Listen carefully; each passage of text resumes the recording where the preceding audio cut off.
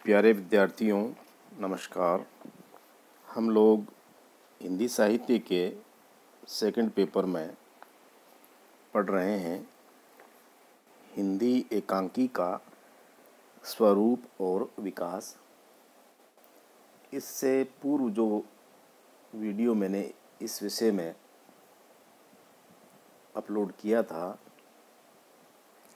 उसमें एकांकी के जो तत्व होते हैं उनमें से दो तत्वों पर चर्चा की थी, कथा वस्तु और कथोपकथन।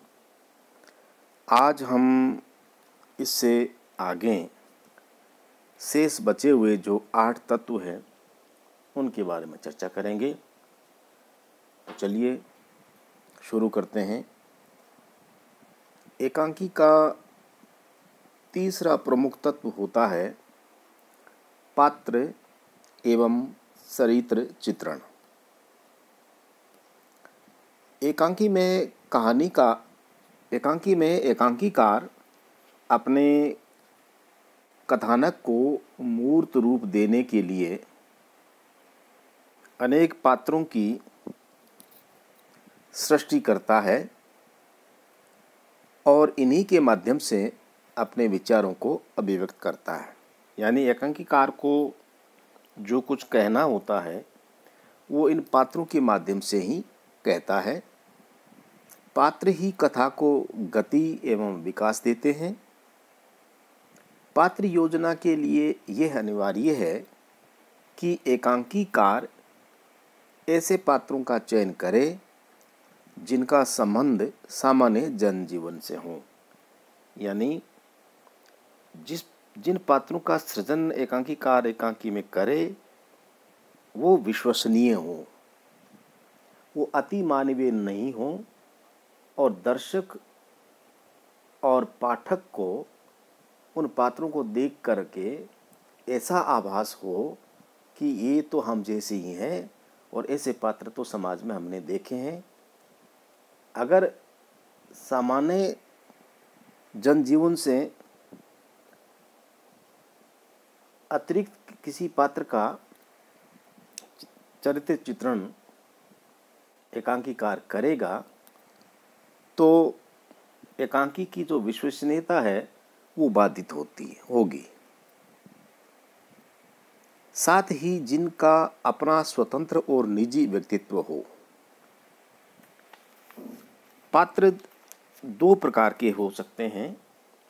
एक वे पात्र होते हैं जो टाइप्ड पात्र कहलाते हैं, वर्ग विशेष का प्रतिनिधित्व करने वाले पात्र, टाइप्ड पात्र। जैसे व्यापारी होगा तो व्यापारी वर्ग का प्रतिनिधित्व करेगा, डाकू होगा तो डाकू का करेगा। यानी जिस किसी भी वर्ग का वो पात्र प्रतिनिधित्व करे वो कहलाता है वर्ग पात्र। दूसरे प्रकार के वे पात्र होते हैं जो व्यक्तिक होते हैं, यानी उस वर्ग का होते हुए भी उसमें कुछ खास और निजी विशेषताएं होती है जो सामान्यतः कम दिखाई देती हो। जैसे मान लीजिए किसी डाकू का वर्णन करना हो तो वो डाकू के साथ साथ, क्योंकि डाकू में हम क्रूरता देखना पसंद करते हैं, लेकिन उसमें करुणा का भाव दिखाया जाए, उसका हृदय परिवर्तन किया जाए, यानी उस वर्ग से कुछ विशेष उसमें उसकी विशेषताएं दिखाई जाए। तो एकांकीकार को इस बात का ध्यान रखना होता है कि जो पात्र हों वे अपना स्वतंत्र और निजी उनका व्यक्तित्व हो। उस वर्ग से के अलावा पात्रों का व्यक्तित्व बोध ही कथा वस्तु को सहज विकास प्रदान करता है।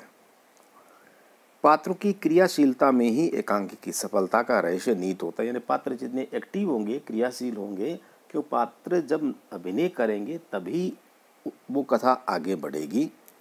पात्रों के चरित्र चित्रण में एकांकीकार को पूर्ण सतर्कता बरतनी चाहिए, क्योंकि एकांकी में एक तो पात्रों की संख्या कम होना जरूरी है, क्योंकि एकांकी एक ही अंक का होता है, दृश्य भी सीमित होते हैं, समयावधि भी कम होती है, इसलिए बहुत अधिक पात्रों का उसमें समावेश हो नहीं सकता। जितने कम पात्र होंगे उतना ही कहानी कथा वस्तु प्रभावशाली होगी। इसलिए एकांकीकार को इस बात में पूर्ण सतर्कता बरतनी होती है कि पात्रों का जो चरित्र चित्रण है वो विश्वसनीय हो, प्रभावशाली हो। जिस एकांकी में पात्रों की संख्या सीमित होती है वही एकांकी सफल कही जा सकती है।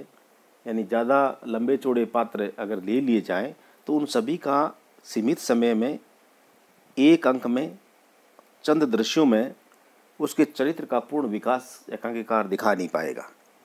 एकांकी का प्रमुख पात्र नायक कहा जाता है। उसके चरित्र को सर्वश्रेष्ठता प्रदान करने के लिए अन्य पात्रों का भी सहज होना वांछनीय है। यानी एक हीरो होगा यानी नायक होगा, लेकिन नायक के पात्र को पूर्णतया उभारने के लिए उसका सहयोग प्रदान करने वाले अन्य चरित्र भी तो आने चाहिए। और क्योंकि समय सीमित होता है, उस सीमित समय में बाकी पात्रों का भी इस प्रकार से चरित्रांकन होना चाहिए कि वो भी कोई थोपे हुए पात्र नजर नहीं आए। चौथा तत्व होता है एकांकी का भाषा शैली। एकांकी में अभिव्यक्ति के लिए अनेक प्रकारों का सहारा लिया जाता है, तथापि उन सब की तुलना में भाषा का अपना महत्वपूर्ण स्थान है। एकांकी रंगमंच पर खेलने के लिए लिखे जाते हैं, अतः उनकी भाषा का बोधगम्य होना आवश्यक है। बोधगम्य यानी सहज सरल भाषा का उपयोग, जिसको सुन करके या पाठक एकांकी को पढ़ रहा है तो पढ़ करके उसका अर्थ समझ में आ जाए, सहज और सरल हो। अगर दुरूह और क्लिष्ट शब्दों का प्रयोग करेगा एकांकीकार तो आम आदमी के लिए वो समझने में परेशानी पैदा करेगी। इसलिए भाषा के लिए सबसे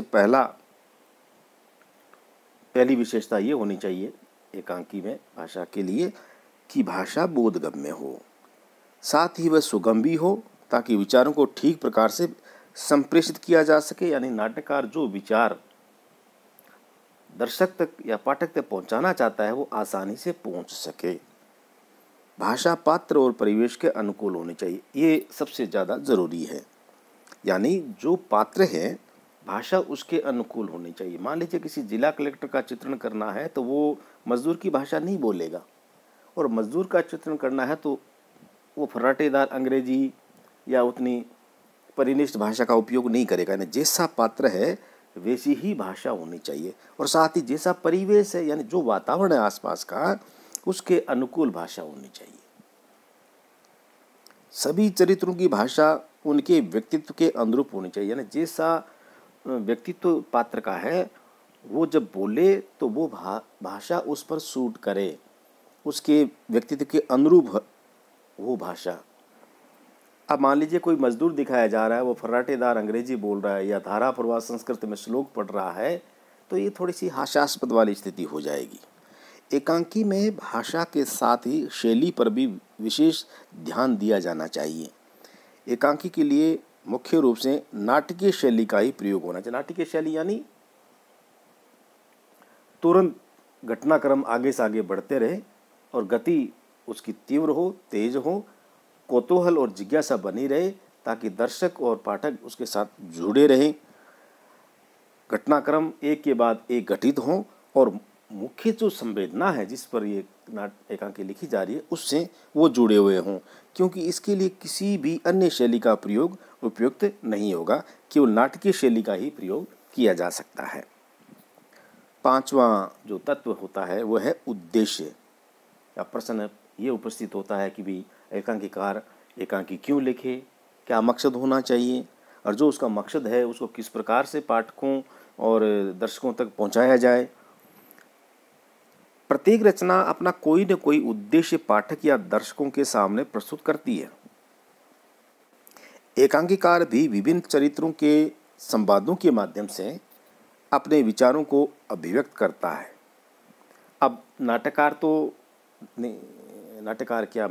एकांकीकार तो दर्शकों के सामने तो है नहीं, या अगर कोई पाठक एकांकी पढ़ रहा है तो उसके सामने तो है नहीं, वो तो पर्दे के पीछे है। तो एकांकीकार का जो संदेश है, जो उद्देश्य, जो मैसेज देना चाहता है, वो किसके माध्यम से देगा?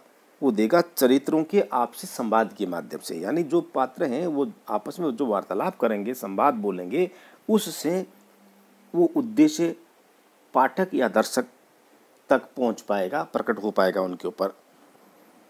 सफल एकांकी वह है जो अपने उद्देश्य का कथन या सांकेतिक ढंग से अभिव्यक्त करता है।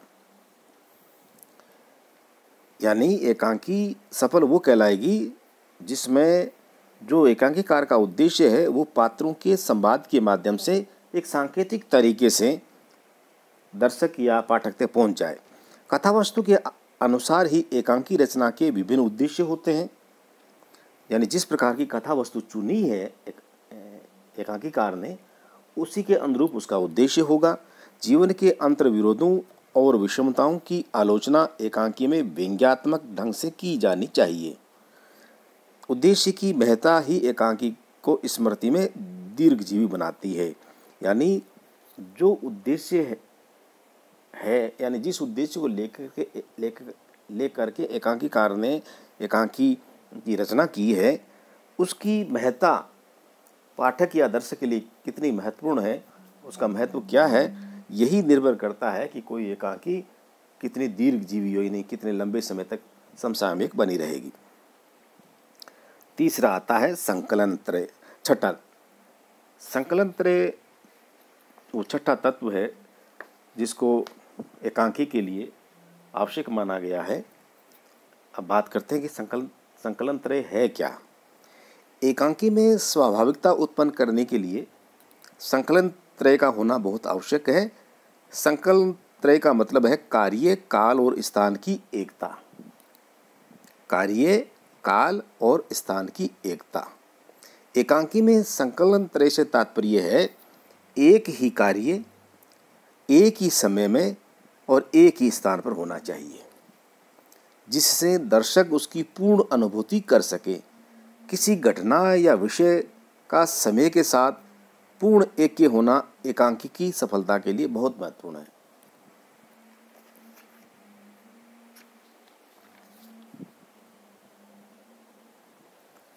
सातवां तत्व जो है वो है अभिनेता। यद्यपि एकांकी को पाठक पढ़ सकता है, लेकिन एकांकी का मूल उद्देश्य होता है कि उसका मंचन हो, पात्र उसका अभिनय करे और दर्शक उसको देखे। ये दृश्य विधा है। तो एकांकी की सफलता का रहस्य उसके अभिनय होने पर निर्भर है। यानी एकांकी ऐसी हो जिसका अभिनय किया जा सके, जिसका मंचन हो सके, जिसको मंच पर खेला जा सके। अभिनय के द्वारा ही पात्र अपने मनोभावों की अभिव्यक्ति करते हैं। नाटकीय और हृदय स्पर्शी संवाद अभिनय को प्रभावशीलता प्रदान करते हैं। कहने का तात्पर्य यह है कि पात्र जब अभिनय करेगा तो ऐसी घटनाओं या दृश्यों का जिक्र उसमें नहीं होना चाहिए जिसको मंच पर दिखाया नहीं जा सके। पात्र अपने मनोभावों को संवाद के माध्यम से या अपने आंगिक अभिनय से दर्शकों पर प्रकट करता है। तो वो एकांकी अधिक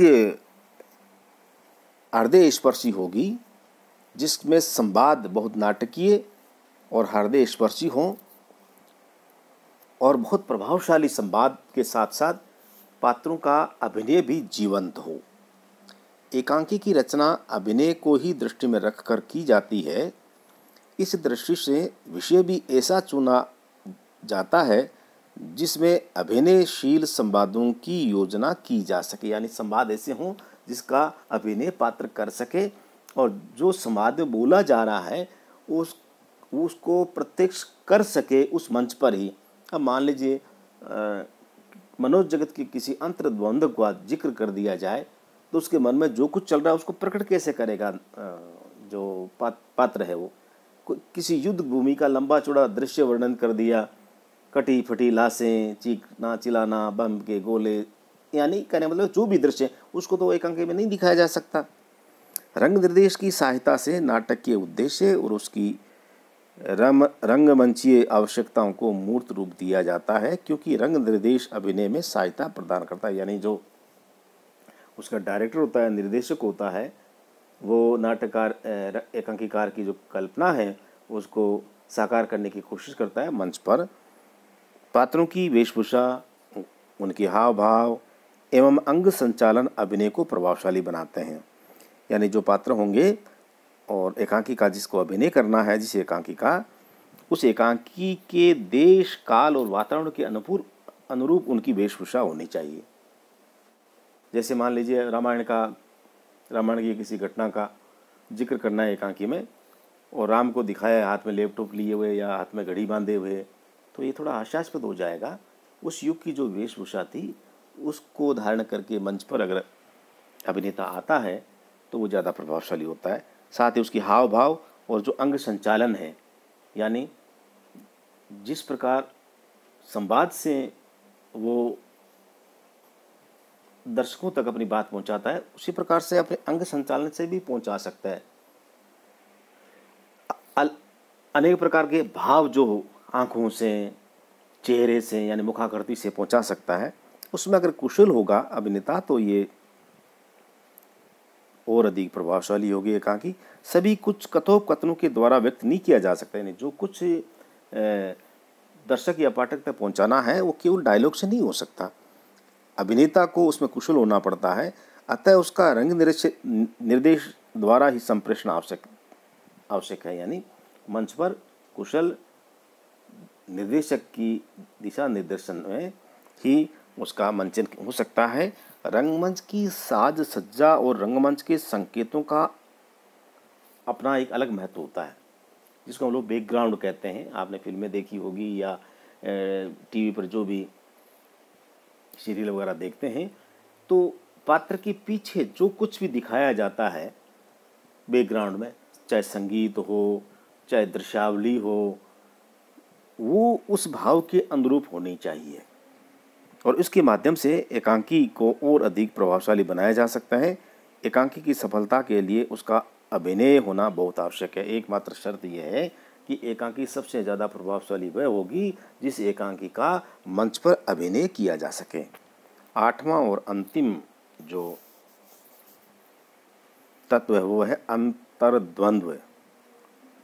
हृदय में परस्पर विरोधी भावों का उत्पन्न होना अंतर्द्वंद्व कहलाता है। यानी हमारे मन में अनेकों भाव प्रतिपल उत्पन्न होते हैं, समाप्त होते हैं, भाव चलते रहते हैं, तो उन दोनों का जो द्वंद्व है, मंथन है, वो अंतर्द्वंद्व कहलाता है। जब एकांकी के पात्र किसी विषय अथवा समस्या या उसके विभिन्न पक्षों पर विवाद करते हैं तो उनकी मन स्थिति संघर्षपूर्ण होती है। संघर्ष का मतलब युद्ध नहीं करना है, लड़ाई झगड़ा से मतलब नहीं है संघर्षपूर्ण का। पात्रों की इस मनस्थिति का सूक्ष्म विश्लेषण एकांकी का प्राण होता है। जैसे मान लीजिए कोई पात्र दिखाया है, वो पात्र सड़क पर जा रहा है, सामने किसी का पड़ा हुआ बटुआ मिला, उसमें पैसे रखे हैं। अब बटुए को देख करके उसके मन में द्वंद्व चलेगा, मन करेगा रख लूँ, पैसे खूब सारे हैं। दूसरा विचार आएगा नहीं, उसकी ईमानदारी जिंदा होगी, नहीं ये किसी का है, मुझे थाने में जमा करवा देना चाहिए। तो उस वक्त जो द्वंद्व की स्थिति होगी, भावों के बीच में आलोड़न विलोड़न होगा, मंथन होगा, वह अंतर्द्वंद्व कहलाता है। पात्रों की इस मनस्थिति का सूक्ष्म विश्लेषण एकांकी का प्राण होता है, क्योंकि यही वह माध्यम है जिसके द्वारा एकांकीकार पात्रों का मनोवैज्ञानिक चित्रण करता है। एकांकीकार को इस ओर विशेष सतर्कता बरतनी चाहिए। तो प्यारे बच्चों, आज हमने पढ़ा हिंदी एकांकी के मूल तत्व, जिनमें से कल 2 तत्वों पर चर्चा की थी। आज बचे हुए से 6 तत्वों के बारे में संक्षेप में हमने जानने की कोशिश की कि ये तत्व क्या होते हैं और क्या महत्व होता है इनका एकांकी के लिए। आगे हम लोग कल इसी विषय पर और चर्चा करेंगे। आज समय बहाव के कारण इससे ज़्यादा बात नहीं की जा सकती। कल और चर्चा कराएंगे एकांकी और नाटक में क्या अंतर है, साथ ही एकांकी का शिल्प विज्ञान क्या होता है। कल फिर मिलते हैं, तब तक के लिए नमस्कार।